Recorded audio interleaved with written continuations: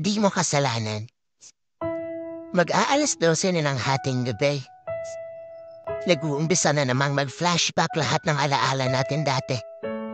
Puyatan naman yata ang aamutin ko nito. Di ka pa rin kasi talaga mabura dito sa isip ko.